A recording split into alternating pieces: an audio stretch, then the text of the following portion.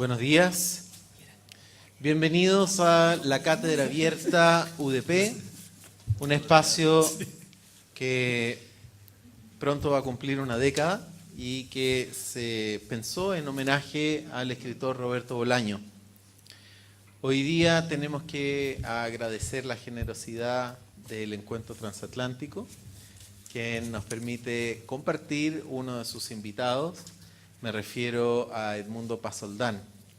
Pero también tenemos que agradecer la presencia y también el entusiasmo de Jorge Baradit, quien completa esta dupla que promete desafiarnos con su conversación, con sus preguntas. Y son preguntas de las cuales ustedes también van a poder participar. Hoy día, eso sí, no tenemos un micrófono inalámbrico, así que van a tener que vencer esa falta de confianza y vergüenza genética que abunda en este país, y van a tener que pararse, exponerse físicamente y hablar frente al micrófono tal cual como lo estoy haciendo yo. Pero les aseguro que no les va a suceder nada, van a salir más fortalecidos de esto, y todos nosotros vamos a disfrutar de su inteligencia y de su curiosidad intelectual con cada pregunta que ustedes hagan. Entonces, antes de proceder, quisiera presentar a nuestro escritor local que hace hoy día de anfitrión, Jorge Baradit. Él es un escritor nacido en Valparaíso. Él es docente de la Escuela de Publicidad acá, en la Portales, pero por supuesto nosotros lo conocemos como escritor de literatura fantástica y bueno, ahora también literatura de no ficción en el ámbito de la historia. Para fortuna nuestra, Jorge. Yo sé que no lo has pasado bien, pero nosotros que seguimos tus libros sí lo hemos pasado muy bien. Fantástico.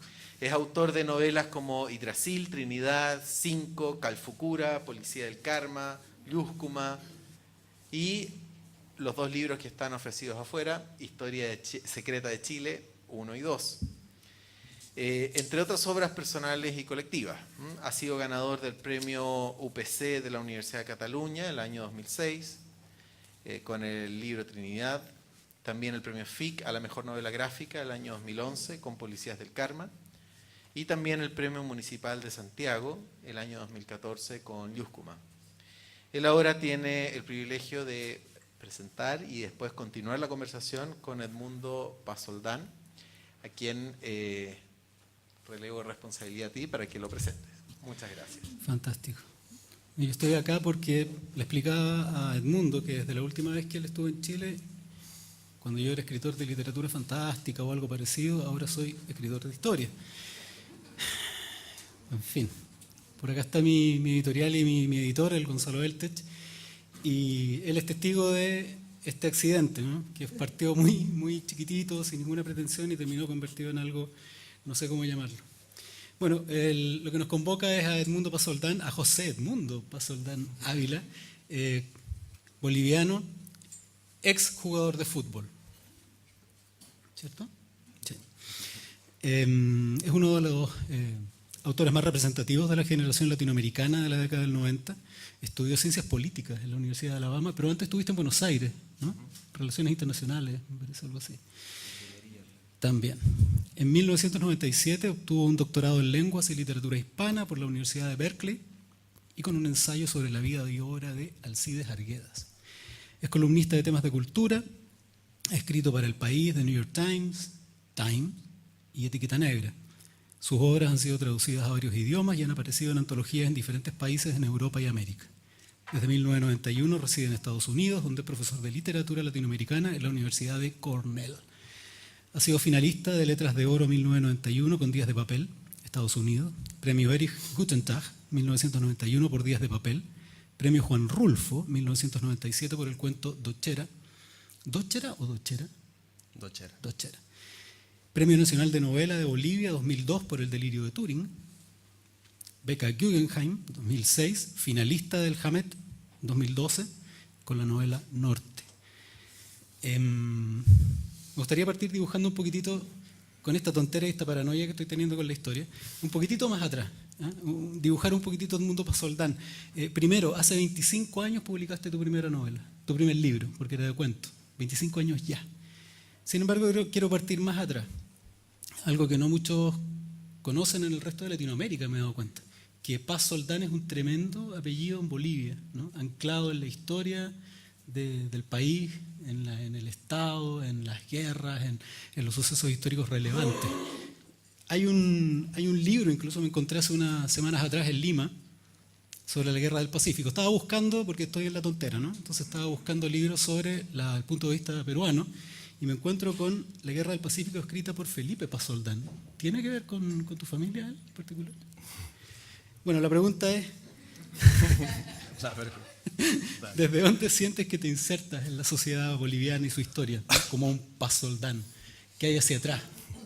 Bueno, buenos días, muchísimas gracias por la invitación a la Cátedra Bolaño, muchísimas gracias a la universidad. Jorge, muchísimas gracias por tu presentación. Yo siempre digo que debemos hacer un dúo dinámico, es la tercera presentación conjunta que tenemos en menos de 2 años. Cuarta. Hemos estado... ¿Cuarta ya? Cuarta. Así que deberíamos continuar y bueno, espero que todo salga bien. Bueno, en realidad el apellido Pasoldán, si vamos a remontarnos es un apellido más peruano que boliviano. Sobre todo a lo largo del siglo XIX, bueno, la historia, eran 4 hermanos que llegaron de España a Perú y se afincaron en Arequipa, ¿no? La familia Pasoldán es de Arequipa. Pero sí tuvieron a lo largo del siglo XIX mucha participación en la esfera pública peruana, hasta 1920, ¿no? Eran lo que en ese entonces se llamaba librepensadores, ¿no? Trabajaban mucho eran reformistas liberales, estaban muy metidos en cuestiones de reformas de prisiones y terminaron igual escribiendo, había historiadores, había mucha gente que estaba participando sobre todo en la vida intelectual y política del Perú. Y eso fue más o menos hasta 1920. Y después, por esas cosas que suelen ocurrir, la familia pasó a la esfera privada, digamos, ¿no? Y durante el resto del tiempo fueron más bien médicos, arquitectos, ¿no? Mi papá es médico, no tuvo participación en la vida política. Entonces la vida política, digamos, en los Pasoldán en Bolivia ha sido más bien una vida más privada, y sí, la familia en Perú ha tenido una vida más activa, pero más de la época antigua, no actual, ¿no? De hecho, cuando voy al Perú siempre me llaman la atención, porque yo no tenía conciencia de esta historia hasta hace unos 10 años, de que sí habían sido habían participado mucho en la esfera pública. Y ese fondo, como a nivel de peso genético, historia, tradiciones, manera de enfrentar el mundo, ¿es el que te lleva a estudiar relaciones internacionales, después ciencias políticas, o surge desde otro ángulo? No sé, porque digamos, sí, mi papá tenía una muy buena biblioteca y sí era un gran lector de historia, y él leía esos libros de Alcides Arguedas de principios del siglo, que era otro tipo de visión de la historia, no tan profesional, pero había muchos libros de historia, había mucha literatura en mi casa, yo leía bastante, pero cuando yo quise estudiar una cosa que tenía que ver con las humanidades, me miraban como un bicho raro, ¿no? Porque no había muchas opciones, no sé cómo es la situación, creo que Chile es mejor en todos lados. Pero hacíamos tests en el colegio al que yo fui, hacían test de vocación y habían casi solamente 4 opciones para un chico de la clase media de un colegio privado: o eras abogado, economista, ingeniero y médico. Apuesto. Y por si acaso yo no tengo nada contra esas profesiones, pero yo quise ser ingeniero. Yo fui a estudiar ingeniería a Mendoza, eso ya lo he borrado de mi currículum, pero estudié un año ingeniería en petróleos, que me parece una cosa tan disparatada hoy para mí, tan desubicada, porque debo ser la persona más torpe o más incapaz de entender ese tipo de cosas, pero pensaba que no era una forma era una de mis pocas opciones. No había. Y luego, cuando tuve una crisis existencial, dije, bueno, ¿qué es lo que realmente me gusta? Me di cuenta que había algo que estaba siempre ahí, que era la lectura y la escritura. Y que todo el tiempo estaba pensando, ¿qué carrera puedo estudiar que me permita tener tiempo libre para leer? Y luego, después de mi crisis, comencé a pensar más bien al revés, ¿no? Así como estaba muy desubicado. Entonces tardé como muchos años en encontrar la carrera que me gustaba. Todo este preámbulo para hacerte la pregunta y entrar en el tema, ciencia ficción latinoamericana y a través tuyo además. Esta preocupación por las ciencias políticas y esta preocupación también desde el mundo ingenieril por las máquinas, ¿no? Culmina en algo como Iris, o una de sus vertientes es Iris, a partir de una afirmación que tú repites en varias entrevistas y que parece ser una piedra angular de la manera como ves este tema, ¿no? La ciencia ficción como quizá el género más político, ¿no? O la ciencia ficción como una forma de hacer política. Me gustaría que desarrollaras ese punto. Bueno, no diría como que el género más político, pero sí que hay una vertiente de la ciencia ficción que es muy política y que era la que me interesaba explorar. Lo que pasa es que creo que con por ejemplo, si pienso solamente en mi biografía de lector, ¿qué lee uno de adolescente? No sé, supongo, mis hijos leen ahora Harry Potter, pero yo leía Salgari, luego leía Julio Verne, luego leía Agatha Christie, leía sobre todo géneros populares, ¿no? Novela de aventuras, novela policial, ciencia ficción, cómics. Pero después me gradué en colegio, al final del colegio ya me pasé a Borges o Kafka, Vargas Llosa, y había una sensación de que lo otro era algo que se abandonaba porque era una lectura más adolescente. Entonces ya no vuelves, yo ya no volví a leer a Julio Verne o a Bradbury. Entonces tenía una idea mucho más ingenua de lo que podía ser la ciencia ficción. Y el siguiente contacto que tuve con la ciencia ficción de verdad fue como 10, 15 años atrás, cuando comencé a leer de verdad autores, como para ponerme al día, autores como Ballard, o autores como Philip Dick, autores como esta escritora que me encanta mucho, que es James Tiptree. Entonces me di cuenta que había algo ahí que obviamente se me había pasado de largo a mis 14 o 15 años, cuando estaba más interesado simplemente en la trama o en el entretenimiento.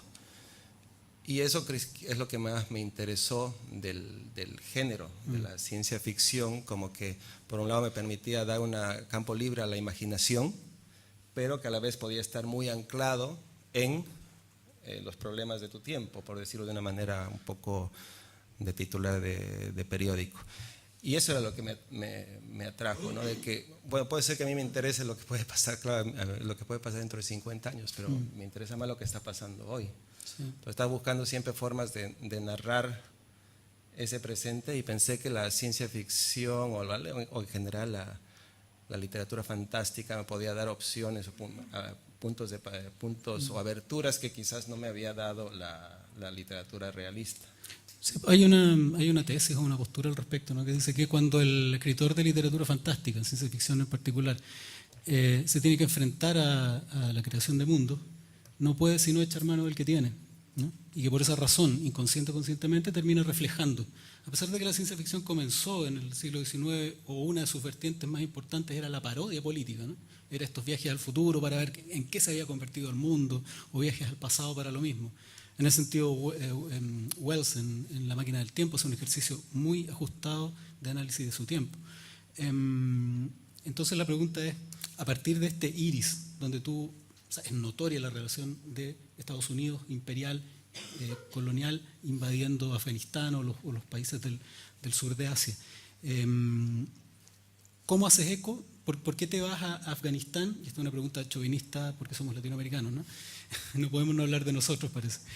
¿Por qué te fuiste a Afganistán y a Estados Unidos en vez de venirte a Latinoamérica? Cuando quizás acá la violencia política, las distorsiones de la realidad son bastante más bizarras y quizás más abiertas a la posibilidad de explorarlas con sci-fi.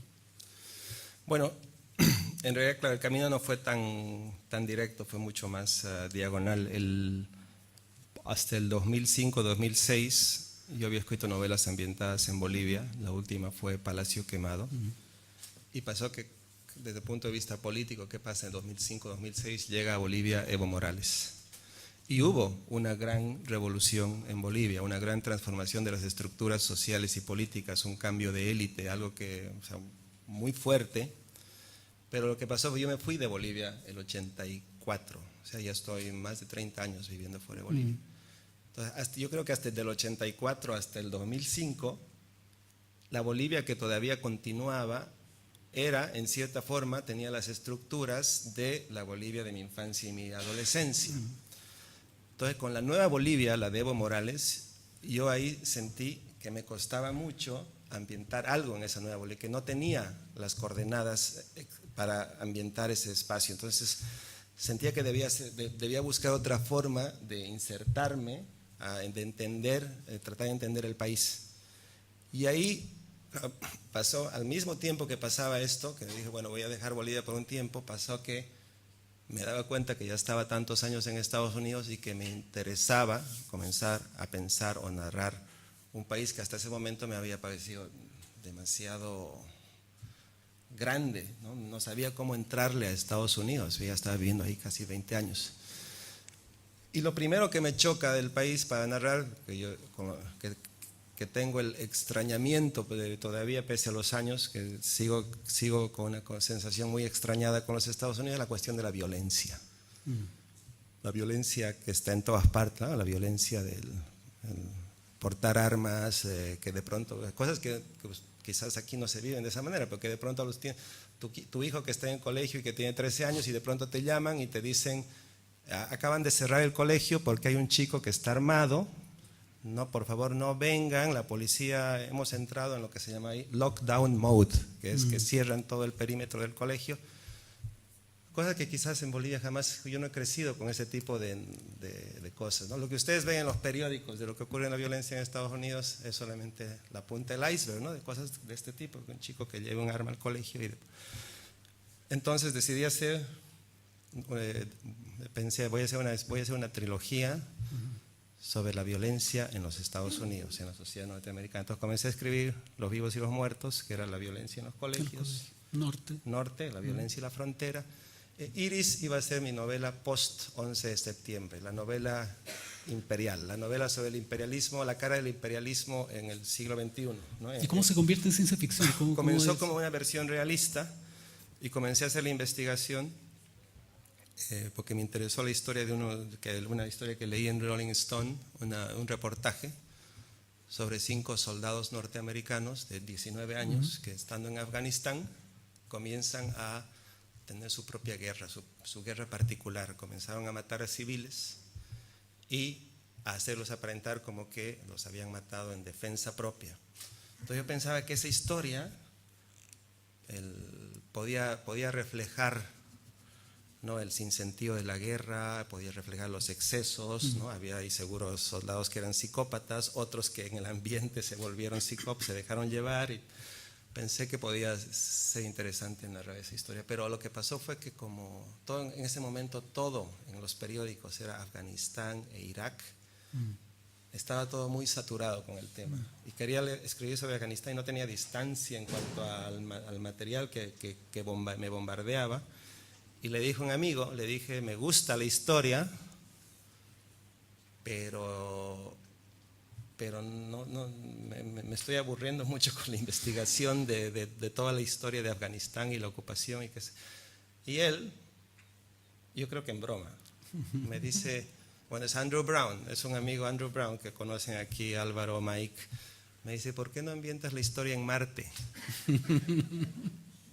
Sabía que me gustaba la ciencia ficción, pero creo que no lo dijo en serio. Pero creo que la idea era tan disparatada que se me quedó dando vueltas. Y decía, pero no, pues no puede ser, pues no tiene que ser Marte, porque Marte ya ha sido colonizada por Bradbury, así que tengo que buscar otro espacio. Entonces voy a buscar mi propio territorio, y comencé a buscar nombres, y el segundo nombre que se me ocurrió fue Iris.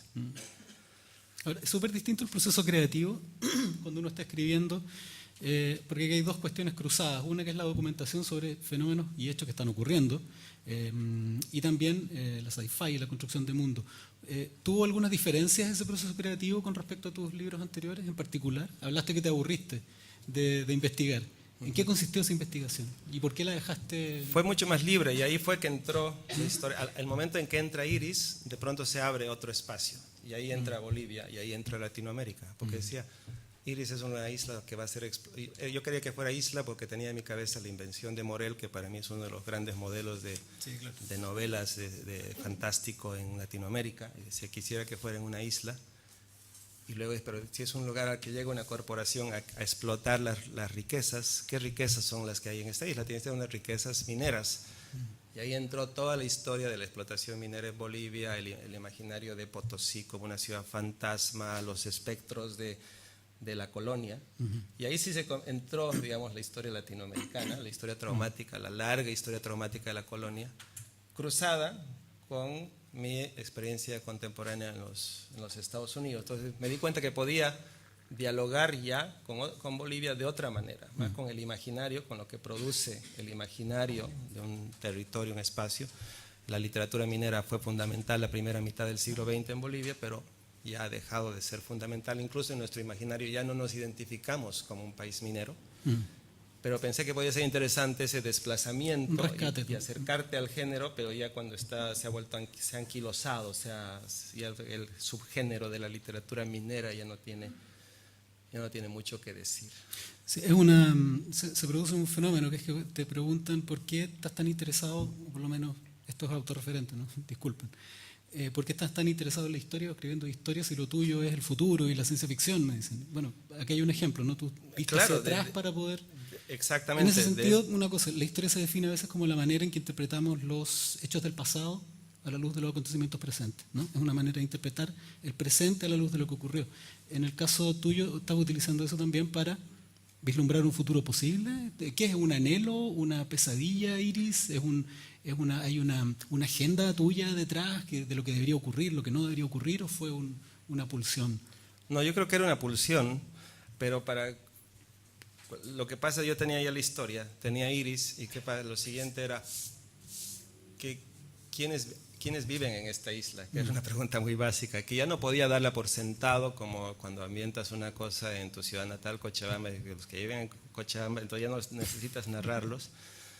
Entonces a partir de ahí, dije, para crear la mitología de Iris, voy a meter algunas historias de la mina. El dios tutelar de Iris en realidad está muy basado en un mito andino, de las minas en Bolivia, que es el tío. El tío si ustedes van a Bolivia, los mineros les van a hablar del tío y que piensan que es alguien de su familia. El tío es la deidad tutelar de la entrada a la mina, una figura demoníaca. Un guardián. ¿No? Un guardián cruzado, ¿no?, con el cristianismo, ¿no?, tradición precolombina con cristianismo. Y los mineros, el 98% de los mineros son católicos, pero antes de entrar a la mina le rezan al diablo, al tío. De ahí sale, digamos, la historia de este tío. Y claro, no es que uno para escribir ciencia ficción tiene que ponerse a leer solamente ciencia ficción. Si yo quería darle textura a este mundo, entonces tuve que leer muchas cosas de antropología porque me interesaba esa mitología. Entonces comencé a leer antropólogos contemporáneos, bolivianos, franceses, que hablan de cómo funcionaba el tío en el imaginario de los mineros, cómo reconciliaban esta figura de que pueden ir a la iglesia, pero pueden ir ataviados con la diablada, ¿no?, con el uniforme de la diablada. Pueden ir vestidos así, entrar a la iglesia, y el diablo que va a darle a pedir la bendición de la Virgen. Ese tipo de historias cruzadas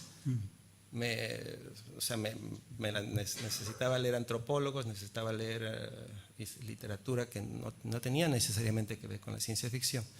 Y eso me llevó a otro espacio, que era que otros autores habían trabajado el conflicto cultural, el choque cultural en Latinoamérica. Y ahí los que más me ayudaron fueron los escritores previos a la generación del boom, ¿no? Carpentier, Roa Bastos. Por ejemplo, hay un mito, hay una diosa en la novela que se llama la Jerere, que es una diosa de dos caras. En realidad esa diosa de dos caras es un dios, yo le cambiaba el sexo, era un dios guaraní. Y lo encontré en un cuento de Roa Bastos. Entonces, el momento en que yo ya se había abierto Iris, ya no estaba anclado a Estados Unidos, tampoco a Bolivia, entonces comencé a buscar de manera sincrética qué era, ¿no? En esa construcción de un mundo que podía entrar y funcionar. Y ahí el desafío era que mantuviera coherencia, ¿no? Porque encontraba historias que me podían gustar, pero no entraban, digamos, a la cosmovisión de Iris. Pero sí fue como experiencia interesante el hecho de que de pronto me di cuenta que Iris era más como un espacio de la imaginación en la que podían entrar diversas influencias o diversas lecturas en las que podía meter cosas de mi vida en las que quizás antes yo tenía muy limitado si ambientaba algo en Estados Unidos o si ambientaba algo en Bolivia. Y quizás acá hay una clave que nos oriente con respecto al título de esto, ¿no? Ciencia ficción latinoamericana. En corto, la ciencia ficción es la literatura del iluminismo, del progreso, de la idea del desarrollo, incluso en Europa a partir de la contraposición con las visiones oscurantistas, decían, ¿no? Esta es la literatura del futuro, de la ciencia y la tecnología. No cabe acá, no hay Dios en los libros de alguna manera, ¿no? Explícito, en los libros de Julio Verne. Hay un cuestionamiento al respecto. Está esta idea de la contraposición del movimiento iluminista con la influencia de la Iglesia. Incluso nos toca a nosotros como solamente desde el punto de vista político, no el tecnológico. En Latinoamérica, a diferencia de Europa, la tecnología y la universidad y la educación la trae la Iglesia primero que cualquiera. Y nunca se produjo esta dicotomía, esta revolución industrial a la manera que se produjo en Europa, este choque entre la cuestión tecnológica y la cuestión religiosa. Por eso que se puede dar estas mezclas como la que tú estás nombrando. Tú encuentras que ese recoger, ese sincretismo o esa recuperación de la cuestión espiritual, chamánica, indígena, religiosa, ese odre lleno de cosas que mezclamos en el mapa, ¿puede ser una característica particular de la...? Bueno, tú has hecho cosas así antes, o sea, sí, una pregunta interesante. Con Yggdrasil, por ejemplo, ¿no? Que es un buen modelo de algo similar. Lo que pasa es que hay una idea, el futuro que uno puede narrar a través de la ciencia ficción no tiene que ser necesariamente el futuro de los Jetsons, ¿no? O sea, por decirlo también de una forma muy, muy básica, muy esquemática. Entonces, para mí era importante, hay una frase de William Gibson que dio al hacer la arquitectura de este espacio narrativo que era Iris, que para mí era fundamental, que decía algo así como: el futuro ya ha llegado, pero no está distribuido de manera pareja. Cuando yo narraba quería crear la arquitectura de este lugar y ambientarlo en un futuro, yo decía, el futuro no tiene que ser necesariamente un lugar en el que de pronto el progreso va a ocurrir de una manera lineal, que el desarrollo tecnológico va a producir un mayor bienestar social. De hecho, ¿no? el progreso, el desarrollo tecnológico producen también la reaparición de viejos atavismos, fundamentalismos, cosas que uno creía superadas, ¿no? Entonces, tenía eso muy consciente cuando mapeaba Iris, decía qué es lo que puede reaparecer en este mundo, y ahí aparecían para mí, por ejemplo, la presencia muy fuerte de lo religioso o lo espiritual, no como algo que ha sido superado por el iluminismo o la ilustración o el desarrollo tecnológico, sino más bien algo que vuelve con mucha más fuerza, precisamente quizás por esas disrupciones o cambios que puede producir la tecnología. Y no tienes que verlo ni siquiera en el futuro, ¿no? Yo vengo de una clase media muy normal en Cochabamba, en la que vamos al colegio y hacemos todo, creemos en todo el desarrollo científico y en el progreso, pero si pasa si algo está pasando con Donald Trump, mi mamá me dice, esto lo ha predicho el Apocalipsis, sin cambiar ninguna, o sea, ahí es literatura fantástica y ciencia ficción está al alcance de tu mano, digamos. Sí, ¿no? claro. Entonces, eso era lo que quería narrar en este mundo, no escaparme de que Sí, porque coexistimos con eso, ¿no? Claro, porque en el fondo estamos escondiendo una pregunta que es inevitable, que es eterna, que es latera, que es cómo hacer ciencia ficción en Latinoamérica, ¿no? La pregunta que damos vuelta. Existe una tendencia a la nostalgia por Europa que es cultural, ¿no? Está la otredad, la agradar al padre. Aquí en Chile hablamos de los guachos buscando agradar a un padre alejado. Y esta ciencia ficción, la que se produce en general en América Latina, tiene mucho de eso, ¿no? Está muy patente, sobre todo en los niveles populares de lectura y creación, esta idea de que hay que emular un proceso que se vivió lejos, ¿no? Esta ciencia ficción que de repente entre los lectores es endógama, ¿no? Leer solo sci-fi, rescato lo que tú dices, hay que leer otras cosas, ¿no? Si no, la endogamia produce, decimos aquí en Chile, niñito con colita de chancho. Entonces la pregunta es cómo, o por ejemplo cuando leo en escritores de Latinoamérica, despejando esa sci-fi anglosajona, repetitiva, que se alimenta de lo mismo y produce lo mismo, quedan autores como Gerardo Horacio Porcayo o Leo Alberto Chimal, un poco también, de los dos mexicanos. Y frente a eso la pregunta que te hago a ti, ¿no? Como por tu cátedra y por lo que has recorrido Latinoamérica, ¿encuentras un nervio común entre estos autores que están explorando eso que no es? Porque también, como coloniales, nos definimos por lo que no somos, ¿no? No somos esto, no somos lo otro. ¿Hay un nervio común que tú hayas detectado en esto de cómo hacer ciencia ficción latinoamericana o cómo debería ser? ¿Cuáles son esos? Bueno, yo no sé si del debería ser, pero sí creo que, digamos, hace 20 o 30 años también yo me creía ese discurso de que cuando decían por qué no hacer ciencia ficción en América Latina o por qué no es tan importante, es porque nosotros no somos productores de ciencia y que somos como receptores, ¿no? Pero sin embargo, o sea, yo creo que es algo que nos atañe a todos, ¿no? Estamos cruzados nos impacta constantemente el progreso, el desarrollo tecnológico, científico. Entonces, lo que hace la literatura muchas veces es reaccionar o tratar de desarrollar modelos, intervenir, ¿no? En cuanto a lo que está en el aire, tratar de narrar no sé, cambios en la subjetividad que producidos puede ser los cambios sociales. Y ahí, claro, digamos yo decido más que género, lo que te da la ciencia ficción o la literatura fantástica es una mirada distorsionada sobre estos cambios que te puede quizás permitir acercamientos que una literatura tradicional realista quizás no o sea, los aborde de otra manera esos cambios, ¿no? Entonces, yo creo que los escritores que hacen ciencia ficción en Latinoamérica saben, ¿no?, de la importancia o de la necesidad de reflexionar sobre el impacto o los trastornos que puede provocar el desarrollo tecnológico sin tener necesariamente una fe iluminista o ciega en la razón. Más bien se cuelan a través de los intersticios de la ciencia y la razón, tratando de entender puede ser la fragmentación social o puede ser las disrupciones provocadas en la sociedad por estos cambios, ¿no? Ahí quiero rescatar a Angélica Gorodischer en Argentina, que ha sido una de las primeras que ha trabajado de manera seria la ciencia ficción en América Latina.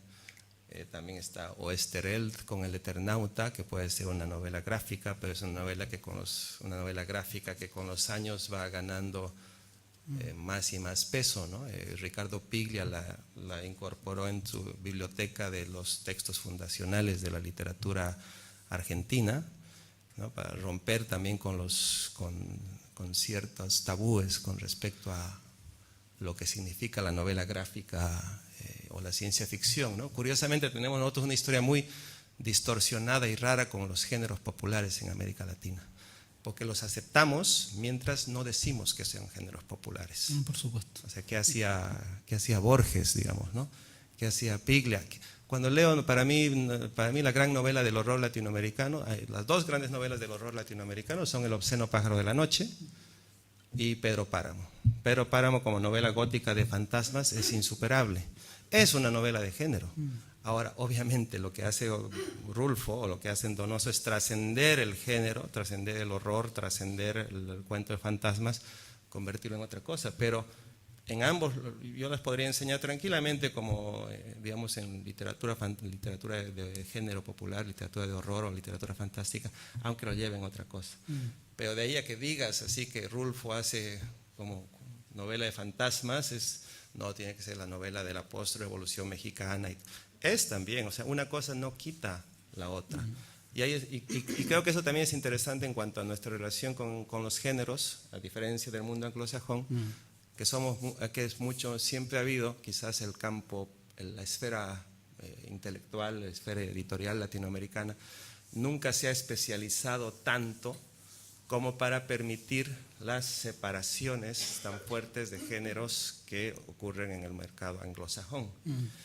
Y eso al final yo ya lo veo más como una virtud que como un defecto, ¿no? Esa libertad que tú puedes tener de escribir ahora este libro, sí. Y quizás el siguiente, como romper ese encasillamiento a que es escritor de ciencia ficción, ¿no? Ahora eres historiador. Claro. La siguiente, ojalá escribas una novela sentimental, rosa y... Bueno, eso se da mucho. Cuando uno hace esa especie de canon escondido de la literatura fantástica chilena, descubre que no hay escritores de género, sino que hay escritores que en algún momento lo han tocado. Y grandes próceres de nuestra literatura, ¿no? Manuel Rojas se mete con La ciudad de los Césares, que es literatura fantástica, o Pedro Prado, o el mismo José Donoso con el obsceno pájaro de la noche. Hace unos días Álvaro Guizama dijo en La Segunda que en este país se etiquetaba rápidamente a la gente, ¿no? Y que dijo, después de publicar Estrellas Muertas había pasado de ser invitado a foros de Star Trek a otros sobre dictadura y memoria.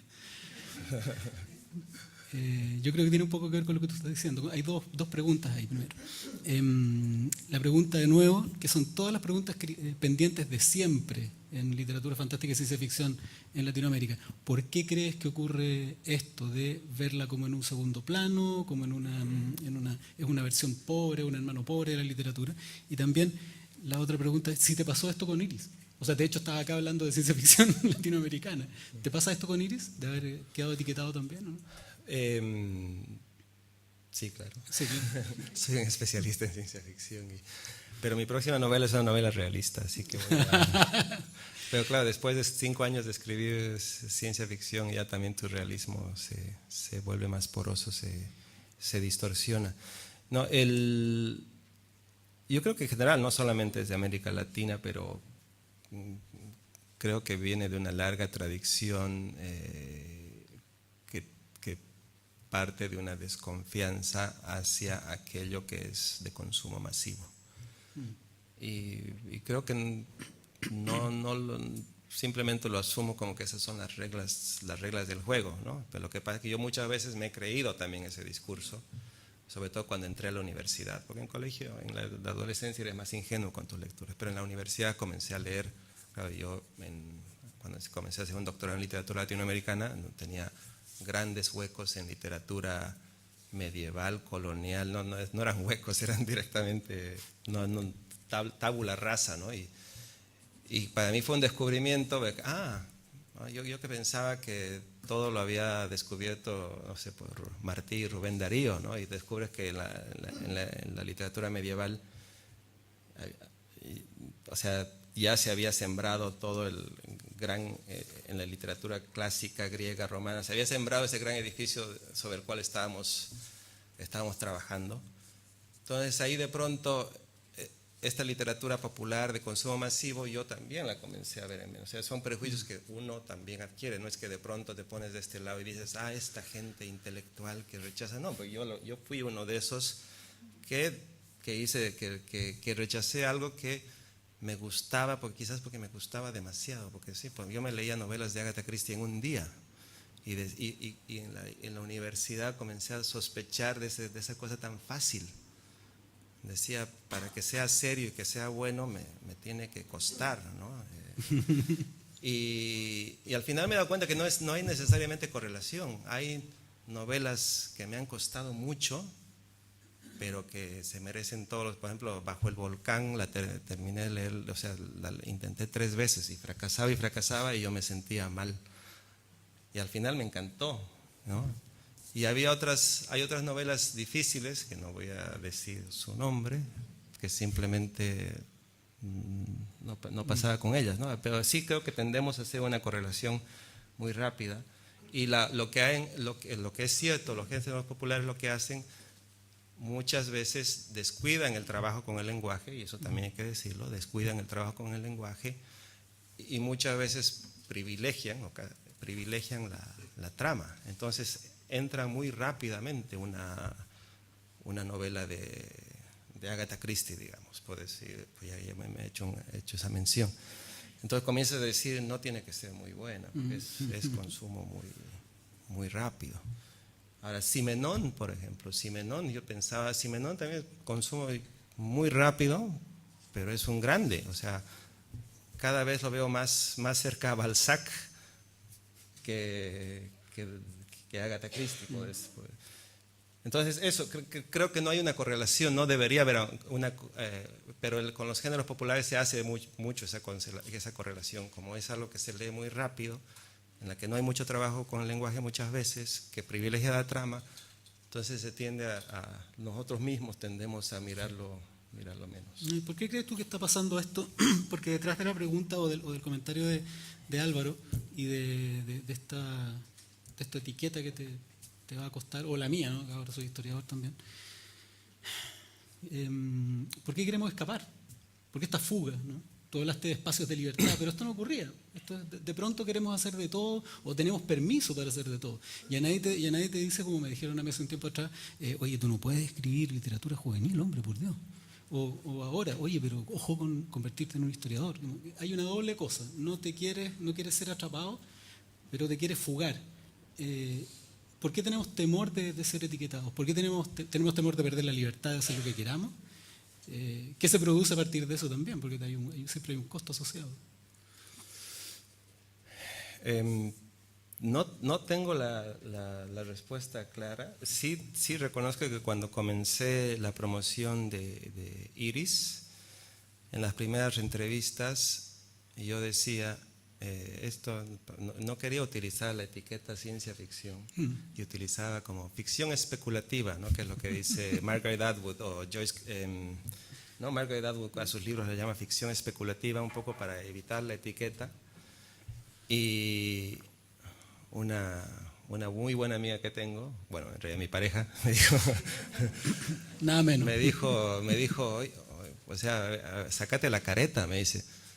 Si has escrito una novela de ciencia ficción, ¿por qué vas a ir ahora de puntillas pidiendo disculpas por haber escrito una novela de ciencia ficción? O sea que si tú mismo estás rompiendo con esos prejuicios que te han costado, ¿por qué los replicas? Y era una muy, muy buena pregunta. Entonces, sí, a partir de ahí ya directamente digo, sí, esta es una novela de ciencia ficción. Ahora, sí, los cuentos, por ejemplo, no, o sea, son mucho más matizados, porque están mucho más mezclados. Incluso hay cuentos de fantástico, hay cuentos de horror, pero sí creo que hay una diferencia en el tono con la ciencia ficción. Supongo que son prejuicios que hay que combatir, que nosotros mismos tenemos que combatir con nosotros mismos. Pero sí hay una sospecha o molestia con la etiqueta. Ahora, una vez que la acepté, la verdad que le he pasado muy bien. No había sido tan malo. Te pregunto porque hay un paralelo entre lo que le ocurre a las artes plásticas, ¿no? O al artes visuales, a la música, a la literatura, en distintos momentos. Algunos se aceleran, otros se desaceleran. Pero en música, por ejemplo, en los 90 empezó a haber pudor por estar metido dentro de uno de los grandes géneros, 10 géneros nomás. Y me acuerdo de Alfredo Levine en MTV tratando de decir que esto es indie con un poco de pop y de alternativo y con rock y heavy. Y estaban todos tratando de mezclar y tratar de destruir un proceso destructivo de estos predios, de estas barreras. En algún momento se sintió que la ciencia ficción y los géneros habían dejado de ser un algo para convertirse en ingredientes, ¿no? Ya no es, en el fondo, ya no como predios alambrados, sino como hitos, ¿no? Y tú podías estar en algún punto entre dos hitos o tercero y podías mezclarlos como ingredientes dentro de tu novela. Aparece el slipstream, o aparece también la explosión del New Weird, como formas de este tipo de mezcla. Pero también uno siente que la sci-fi, cuando se empieza a alejar del nicho y empieza a avanzar hacia otros terrenos, se diluye y empieza a desaparecer y empieza a ser... en el fondo la pregunta es, ¿solo puede existir la CF como nicho? ¿Crees tú que la ciencia ficción fuera de este nicho reducido de nerds y de que hablan siempre de lo mismo con respecto a lo mismo es como hamburguesas, ¿no? O sea, si empiezas a convertirla en alta gastronomía, ¿se pierde esta cosa rica, grasosa? ¿Crees tú que hay un fenómeno como no contradictorio, pero sí contraproducente? Yo creo que digamos, sí es cierto que una especie es un poco como que puede haber una especie de test ideológico en cuanto a cuán cercano eres o no al género, que es cierto que al final los géneros populares se mantienen y se retroalimentan gracias a esa legión de fans que la han sostenido pese a todos los prejuicios y pese a todas las cosas de que eres inmaduro, entonces ellos miran con suspicacia cuando un escritor, entre comillas, serio o de otra ingresa al género. Y no debería ser así, no debería ser así. Pero, o sea, porque no debería ser así porque eso es lo que permite que, digamos, las cosas que puede tener la literatura fantástica o la ciencia ficción pueden ser útiles para los autores de la tradición realista. Pienso en lo que ha pasado con el género policial. Igual el policial era un gueto hace 20 años, pero ya ha dejado de ser un gueto. Ya el que no escribe policial hoy directamente no existe, ¿no? Si tú ves las novedades de las grandes... Hay editoriales que todavía tienen su sello, su sección de policial, pero también los publican autores, digamos, de género. Pensemos en Tusquets, publica a Markaris, que es un griego, pero lo publica en la categoría, digamos, normal, o a Connelly. También, ahora, hagamos un ejercicio entonces. ¿Qué crees tú que pasó? ¿Qué se le agregó? ¿Qué se le quitó al policial? ¿O qué consideración cambió para que ascendiera para que tuviera una evolución? O sea, más que evolución, yo creo que la crítica pensando en los tradicional Pokémon. o la crítica seria comenzó a ver el policial como la gran novela social de nuestro tiempo.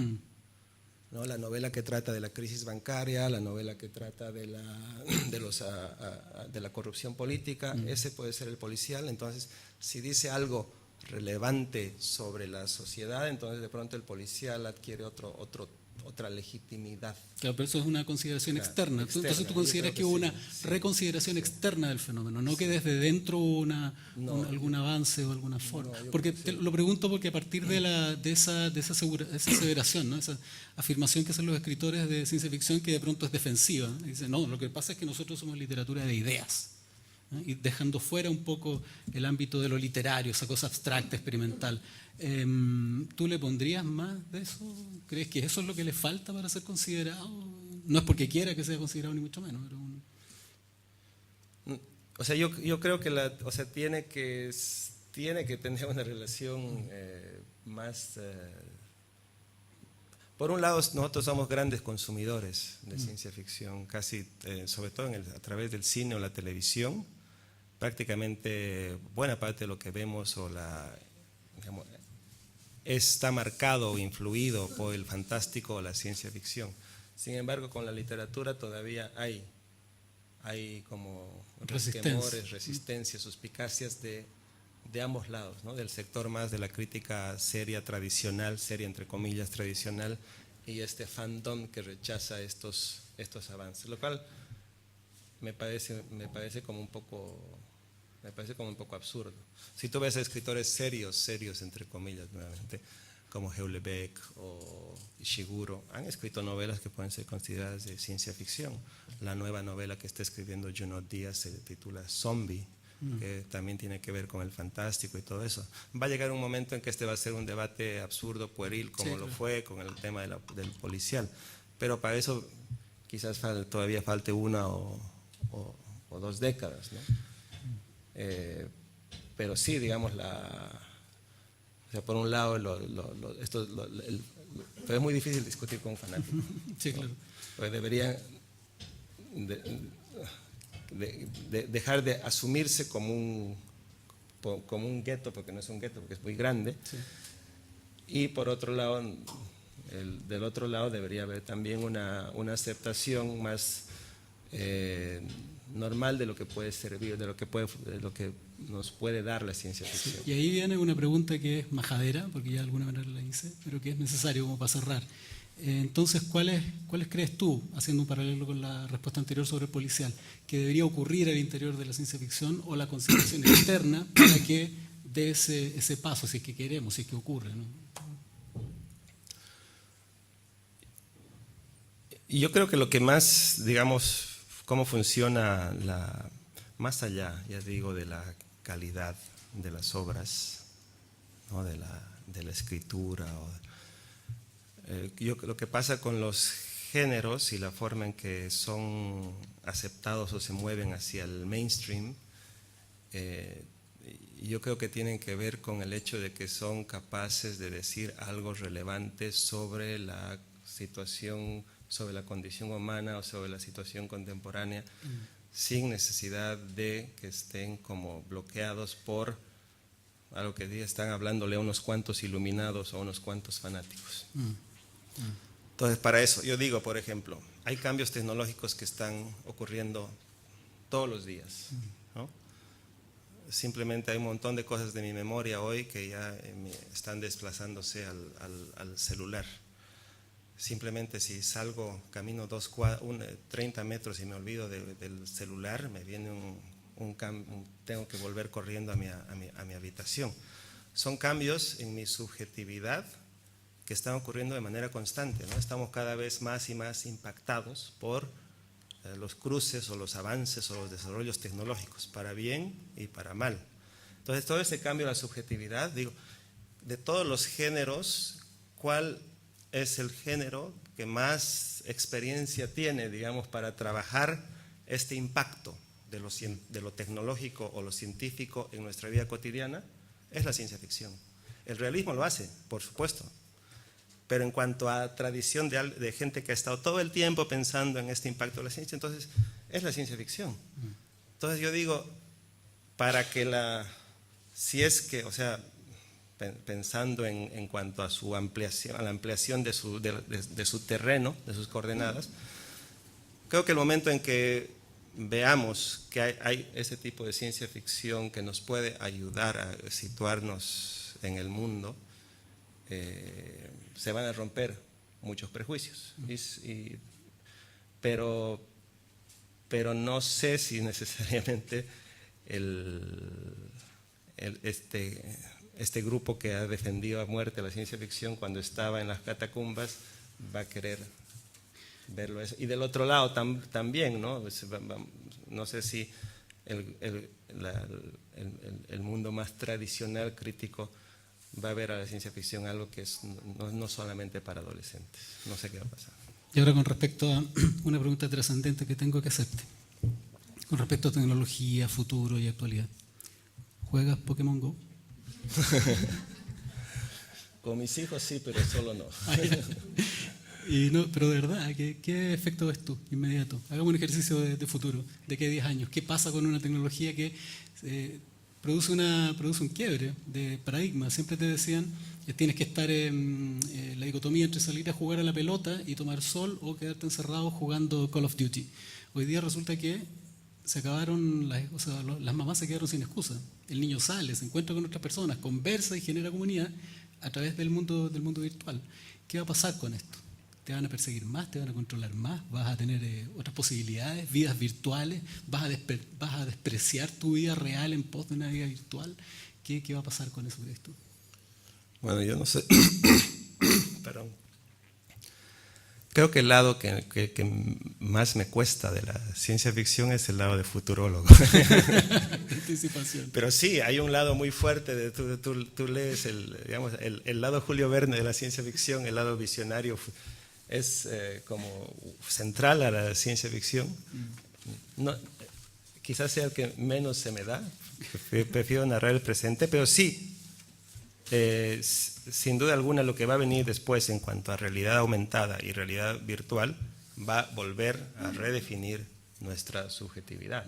No solamente estoy pensando en realidad aumentada, ¿no? Como sería, ¿no? Y la capacidad de las múltiples aplicaciones que no tienen que ver solamente con los juegos, sino con la cantidad de información que vas a tener conectada a tu sistema nervioso sin necesidad de estar al lado de una computadora, digamos.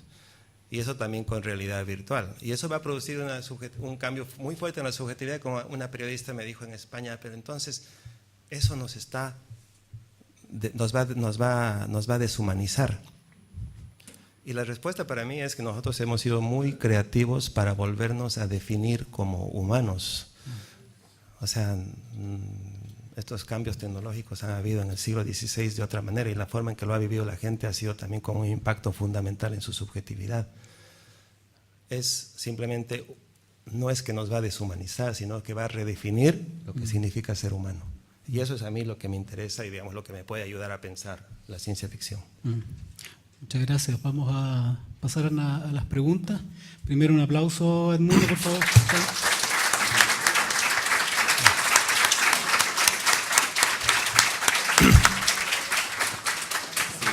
Y un aplauso a Jorge, por favor.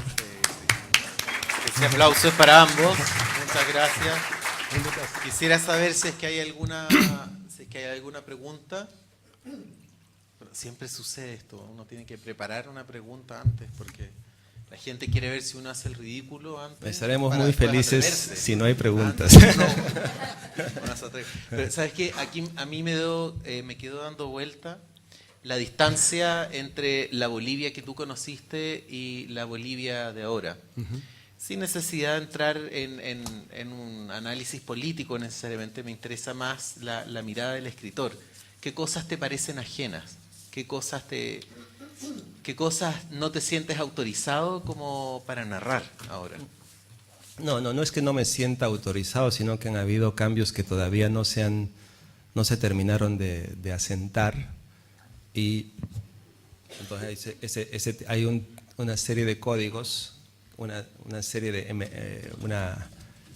emergencia de nuevas clases sociales. Por ejemplo, cuando en los principios de los 80, la clase media boliviana era una clase media que era muy pequeña. Una de las cosas que se puede criticar muchas cosas de Evo Morales, pero sí, en cuanto si tú ves las estadísticas, los indicadores en educación, en salud, todos han ido para mejor. Y la clase media, que sí era un 29% en Bolivia, ahora es el 53%. Todavía ha habido una gran expansión de esa clase media que venía sobre todo del mundo campesino, del mundo rural. Y esa expansión de la clase media ha redefinido también lo que nosotros entendemos como cultura popular, como literatura, desde el punto de vista de lo simbólico ha habido un gran trabajo de parte del gobierno de Evo Morales, ¿no? Para mejorar nuestra autodefinición. Cuando yo vivía, digamos, en Bolivia, lo indígena tenía una connotación negativa. Y eso ha cambiado bastante, todavía hay muchísimo más que hacer, pero sí ha cambiado bastante porque se han establecido ciertas coordenadas que han permitido que este cambio ocurra, y no necesariamente de buenas maneras. Digo que ha habido mucha imposición violenta de estos cambios, pero creo que a la larga han ayudado a transformar el país en cuanto a su mirada sobre sí mismo. Si yo miraba, digamos, el gabinete a principios de los 80, un gabinete ministerial de 16 ministros, 15 eran de colegios privados con saco y corbata de la clase media criolla. Y uno era, hasta tenía una cosa así muy, muy paternalista y condescendiente, era el Ministerio de Asuntos Campesinos.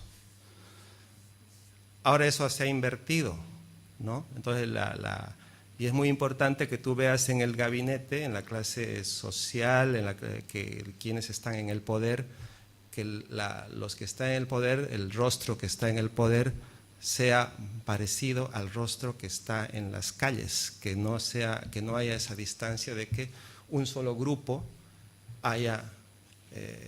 esté a cargo del gobierno del país. Ese grupo criollo, blanco, qué sé yo, digamos, hizo iniquidades con el país. Pero sin embargo, seguía arrogándose el privilegio de ser racista y discriminador. Entonces, eso para mí es como un cambio fundamental. Ahora, narrar esa Bolivia desde adentro, digamos, yo que he vivido mucho tiempo fuera, yo lo puedo tratar de entender en artículos, digamos, ensayísticos, pero todavía no me he animado a situar un espacio ahí porque sí se ha roto, es como un desafío, ¿no? Una de las que mejor ha trabajado este desafío hoy es una escritora que se llama Giovanna Rivero. Tiene cuentos en su último libro de cuentos que se llama Para comerte mejor. Tiene 2 o 3 cuentos ahí que son como intervenciones en la Bolivia contemporánea, en la Bolivia de Evo, que me parece que es de lo mejor que se ha escrito para narrar ese presente de cambios fundamentales estructurales, ¿no? Entonces yo lo estoy trabajando de manera más indirecta a través de cosas del imaginario cultural de esa Bolivia que se han destapado también en los últimos años, pero en cuanto a la cosa más así específica de qué cuentos hay que pueden explicar hoy o novelas la Bolivia de Evo Morales, yo diría hay que leer a Giovanna Rivero. Bueno, entiendo que el micrófono acá puede ser muy intimidante. Por favor, siéntanse libres de levantar la mano y hacer preguntas desde su puesto si no quieren pararse así. Tengo una pregunta y gracias por la charla, pensando en la generación de los 90 y la generación de escritores que se armaron, que tenían una identidad, compartían ideas, tenían esos prólogos, Mikondo, y que tenía relación con la tecnología y con el mundo, no solamente latinoamericano como cute o sea, exótico, realismo mágico, sino algo que tiene que ver con el mundo contemporáneo. Ahora, ¿cómo ha cambiado? O sea, ahora han pasado muchos años y ahora, ¿cómo es? O sea, ¿hay una generación de escritores todavía? ¿Ustedes siguen en contacto? O sea, ¿ha pasado esa generación de los 90 en esa década? O sea, ¿cómo han cambiado los temas, las relaciones entre ustedes? O sea, yo sigo en contacto con algunos escritores, sobre todo con Rodrigo Fresán o Alberto Fuguet, pero no, creo que el problema o quizá o lo que provocó digamos malentendidos es que no éramos una generación que se sentó ahí a planear un proyecto grupal, ¿no? Alberto Fuguet y Sergio Gómez armaron una antología y escribieron un prólogo tan visceral y tan combativo que se leyó como un manifiesto. Pero había varios proyectos que, digamos, el manifiesto era tan fuerte que hizo que las diferencias al interior del grupo se perdieran, ¿no? los matices. Entonces, ya nacimos como una generación muy rota, muy quebrada, pero el manifiesto la unificó. Entonces, lo que se ha hecho con lo que ha pasado en los 20 años es que los proyectos se han ido como separando más y más.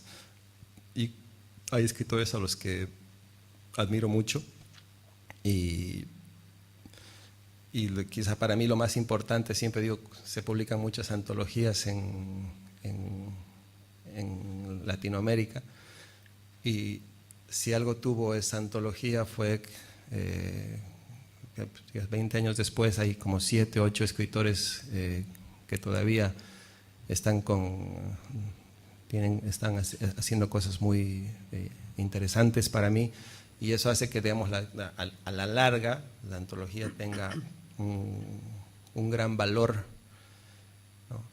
Pero creo que a mí me interesaban más las diferencias que las similitudes, ¿no? Y hay escritores que, por ejemplo, que me gustan mucho, que se han apartado, ¿no? Por ejemplo, que para narrar la cosa de la cultura popular o el impacto de los medios de masa, un escritor como David Toscana, que se ha apartado bastante de lo que era Macondo en ese entonces, es casi como está en la antítesis de Alberto Fuguet, pero los dos, creo, son escritores para mí muy relevantes hoy, ¿no? Ahora, lamentablemente así funcionan las cosas, nació así el proyecto y los matices van a seguir perdiéndose, pero creo que lo fundamental para mí es ver que ahí hay escritores como Rodrigo Fresán, que me gusta mucho, escritores como Ray Loriga, que tuvo una etapa interesante, porque también eso es otra cosa que también se perdió, que en esa antología de 17 autores había 3 autores españoles, ¿no? En ese intento más pan global que era Macondo, de intentar incluso insertar a los autores españoles en la antología, al final se convirtió como solamente un proyecto latinoamericano, pero también incluía autores españoles.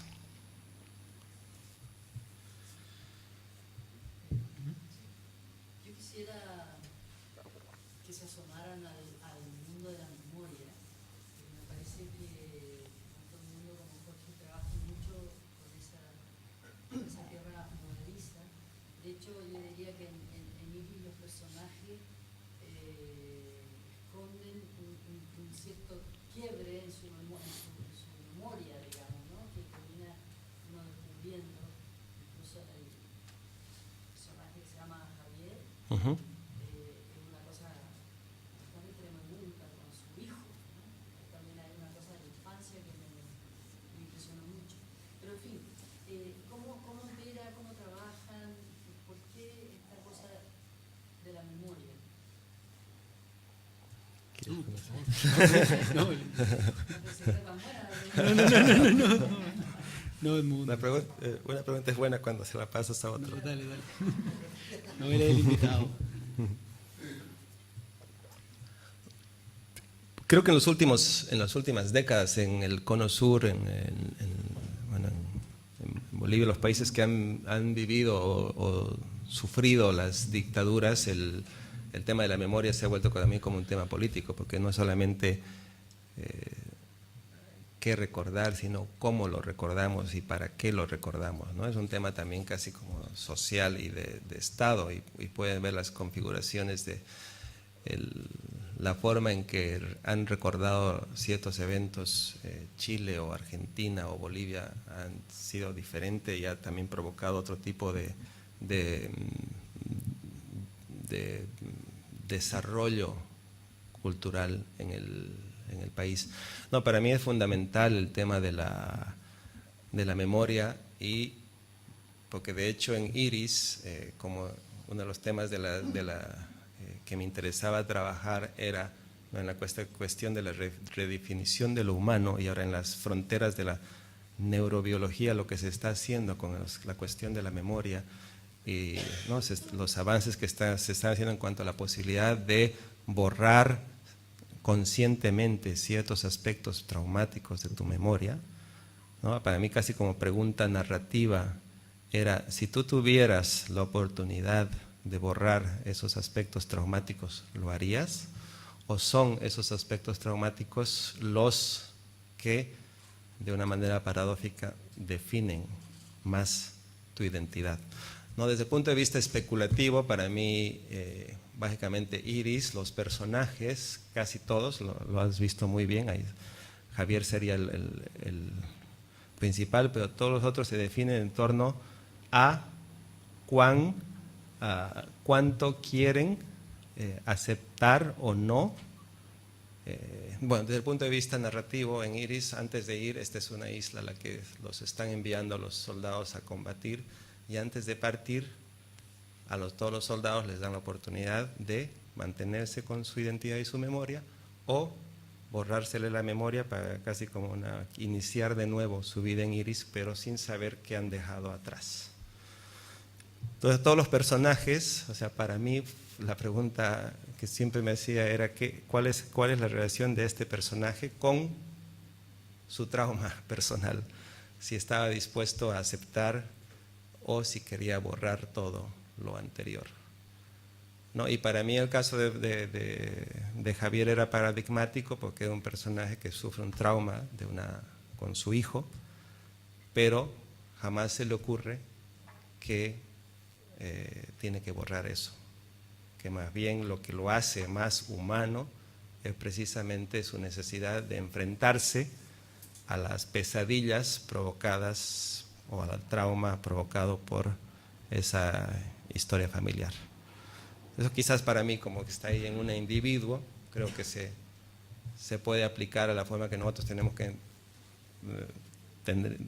que tener, la visión que yo tendría de cómo enfrentarnos a la cosa social, que creo que es más doloroso pero más necesario enfrentarnos a nuestros grandes traumas, ¿no? Aquello que nos define es ello lo que nos define como sociedad. Y creo que eso como en cuanto a la cosa específica de Iris y mi idea de la memoria. No sé. En mi caso, a través de lo que yo he escrito, ¿no? En ficción, la memoria es relevante a nivel particular, protagonistas o cuerpos sociales disminuidos. En el caso de Historia Secreta de Chile, una de las figuras que toma esto es la de alcanzar la magnitud de país, ¿no? En el análisis. Y al respecto, claro, la misma idea de Edmundo, lo que tu memoria es lo que eres, no es ni más ni menos. Se define lo que tú has experimentado, ese cometa donde hay unas pocas reverberancias hacia atrás de recuerdos que se van esfumando, excepto los más traumáticos, son los que te definen como persona. Entonces, llevado a esa escala país, ocurre lo siguiente: si tú te cambian la memoria, te cambian la identidad. Si te cambian la identidad, algo no calza contigo mismo. Te remueves dentro de tu cuerpo como un cuerpo que no coincide con su piel. Eso en psicología tiene nombre, ¿no? Es una neurosis, punto. O sea, es alguien que no se identifica consigo mismo, alguien que no ha llegado a coincidir consigo mismo. Esto a raíz de una pregunta que me hice hace harto tiempo, que es mi caballito de batalla. ¿Por qué tuve que enterarme por músicos de la masacre de obreros de la Escuela Santa María? ¿Y por qué no me la enseñaron en el colegio? Y eso tenía una respuesta súper clara, que es una forma de control político nada más, ¿no? Hay una cantidad de experiencias de este país que han sido relegadas o no se enseñan porque hay una intención de modelar la conducta y la identidad del país. Entonces hay una batalla por la memoria desde hace mucho tiempo. Sobre todo, como también dice Edmundo, a partir de una gran operación, y esto no es conspiranoia, ¿no? Hubo un momento, el 76 y el 77, en que el 70% de América Latina estaba bajo dictaduras militares que estaban operando de manera similar, atacando la memoria, destruyendo libros, impidiendo pronunciar ciertos nombres, despolitizando a la sociedad, haciendo una especie de quimioterapia, ¿no? a la sociedad en ciertos aspectos. Entonces el proceso, después de ese trauma, de esa mente en blanco en la que quedamos durante los 90 como continente, está viniendo el backdraft natural, ¿no? Que es recuperación de la memoria. Nos ocurre que, acá está Carlos Reyes, que viene del mundo de la novela gráfica. En el mundo de la novela gráfica en particular es muy notorio recuperar el paro de Lota del 60, recuperar la masacre de obreros de la Escuela Santa María, la muerte de trabajadores en Caleta Tortel. Es una seguidilla no planificada de trabajos que buscan dar cuenta de lo que nos ocurrió como pueblo. Y como siempre digo, no esta historia fabricada por 20 monos con charretera y 20 monos con frac, ¿no? Que es lo que nos parece. Esta profusión de calles de apellido Mata que ya no sabe cuál mata es uno, o esta profusión de Monts, o estos Agustines Edwards que aparecen en la Guerra del Pacífico complotando la Revolución del 91, en la del 70, que es un vampiro que atraviesa, parece que es un vampiro que atraviesa la historia. En el fondo, recuperar la memoria propia. Los historiadores lo están haciendo hace 40, 50 años, los distintos protagonistas de la historia, los no integrados, los invisibilizados, pueblos, obreros, dueñas de casa, indígenas, negros, inmigrantes, todos esos grupos sociales que son necesarios. Su memoria es necesaria para construir la gran memoria nacional, si se quiere, nacional no como una cuestión geopolítica chauvinista, sino como comunidad, gente que se reconoce como parte de algo, ¿no? Entonces, la memoria y esta batalla por la memoria es una batalla por la identidad, finalmente, quiénes somos.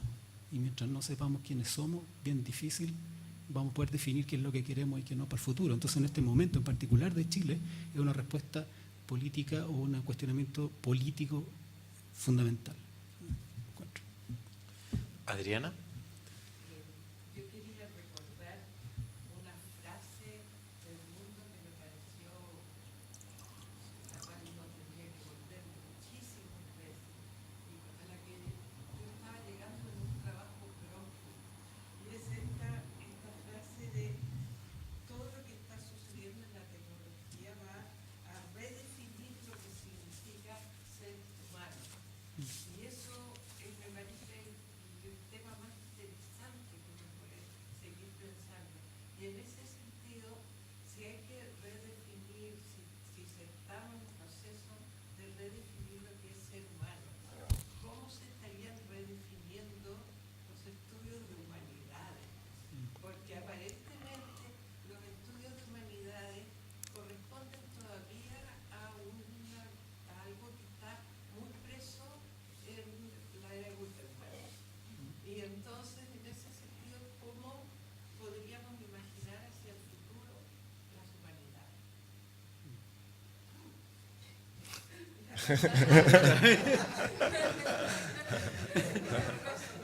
Ahora me lo tiraste.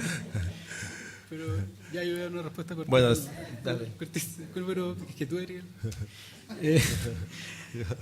con respecto a lo humano, al parecer todas las tecnologías se están orientando a las interrelaciones, a la colaboración, a la diversidad, a las interrelaciones, ¿no? Eventualmente, a veces en términos poéticos, en alguna novela por ahí lo quise emular a un dicho o a un relato mapuche, que decía: los gatos nacen y saben lo que tienen que hacer, ser gato.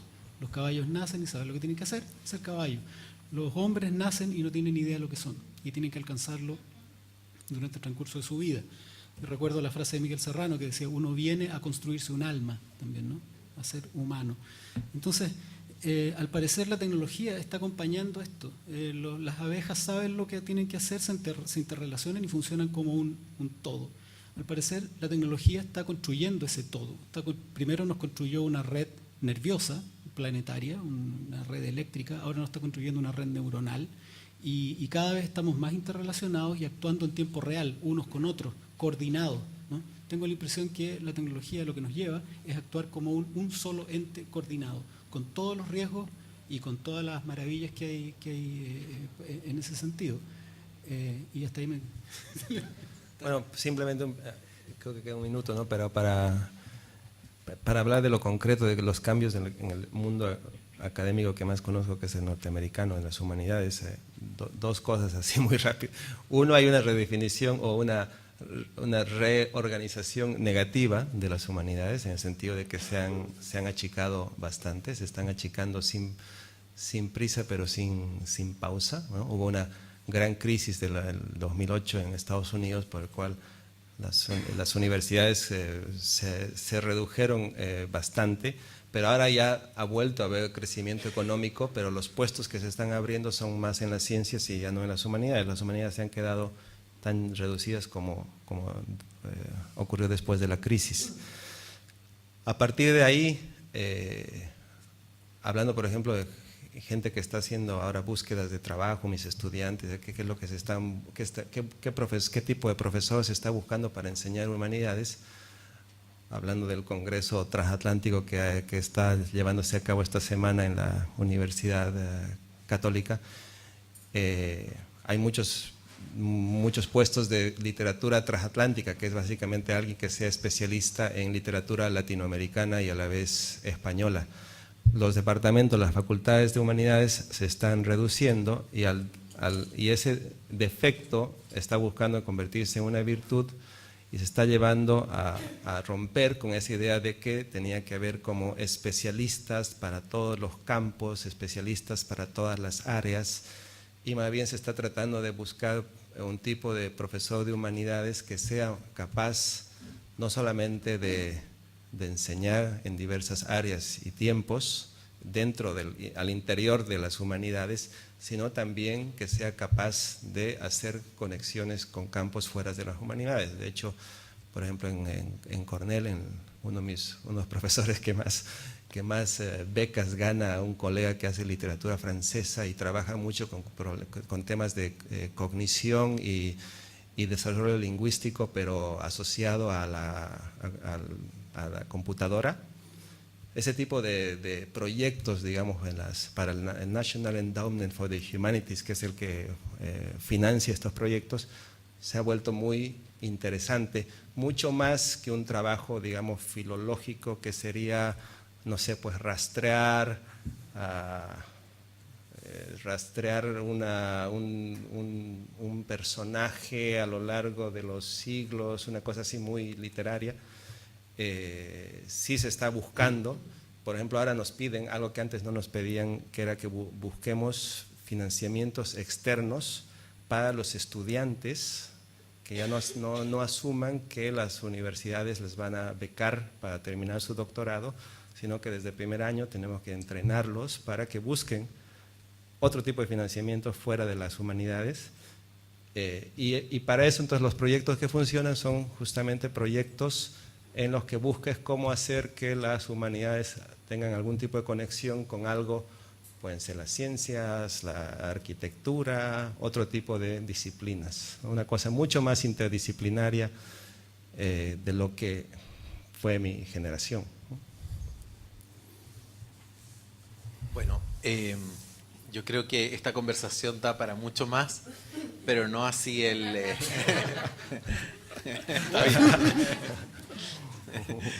no así el tiempo.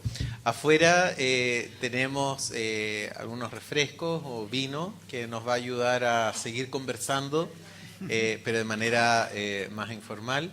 Muchas gracias, Edmundo, muchas gracias, Jorge, gracias a todos ustedes por venir a esta cátedra.